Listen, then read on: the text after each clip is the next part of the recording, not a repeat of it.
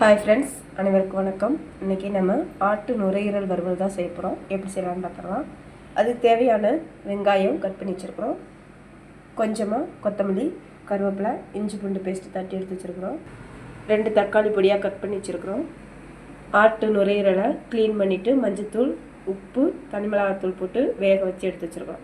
வாங்க எப்படி வறுவல் செய்யலான்னு பார்த்துக்கலாம். ஸ்டவ்வில் ஒரு கடாயை வச்சு கடாய் சூடாகிடுச்சு. ஆயில் சூடானதும் அதில் வெங்காயத்தை சேர்த்து வதக்கிடும். வெங்காயம் இந்த அளவுக்கு வதங்கினதும் கொஞ்சமாக எடுத்துச்சுக்கிறேன் கொத்தமல்லி சேர்த்துடலாம். நெக்ஸ்ட்டு கருவேப்பிலை, நெக்ஸ்ட்டு தட்டி வச்சுக்கிறேன் இஞ்சி பூண்டு விழுதை சேர்த்துக்கலாம்.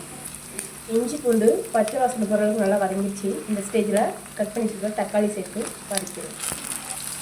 இந்த அளவுக்கு வதங்கின உடனே நம்ம வேக வச்சுருக்கிற ஆட்டு நுரையீரலை இதெல்லாம் சேர்த்து அப்படியே ஒரு பேக் கட்டிடுறோம்.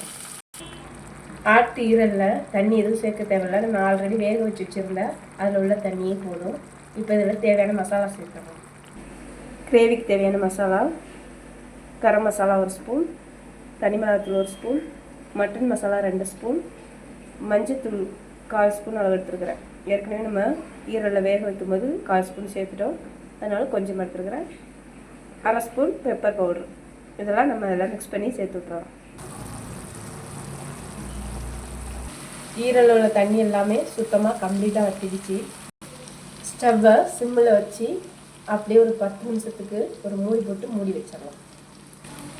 அப்போ தான் ஆட்டு நுரையீரல் நம்மளுக்கு நல்லா சுருளை வதங்கி ஒரு வித்தியாசமான டேஸ்ட்டு கொடுக்கும், நல்லாயிருக்கும். 10 நிமிஷம் ஆயிடுச்சு, ஓப்பன் பண்ணி பார்க்கலாம்.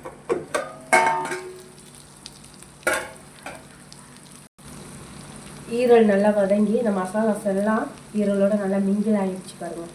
எண்ணெய் பிரிஞ்சு தெரிஞ்சால் இந்த ஸ்டேஜில் ஆட்டு ஈரல் நமக்கு ரெடி ஆயிடுச்சுன்னு நம்ம தெரிஞ்சுக்கலாம். அவ்வளோதாங்க, ஈஸியான மெத்தடில் சுவையான ஆட்டு நுரையீரல் வறுவல் எப்படி செய்யணும்னு சொல்லி காமிச்சிருக்கிறேன். இதே மாதிரி நீங்களும் ஒரு தடவை செஞ்சு பாருங்கள், டேஸ்ட்டு சூப்பராக இருக்கும்.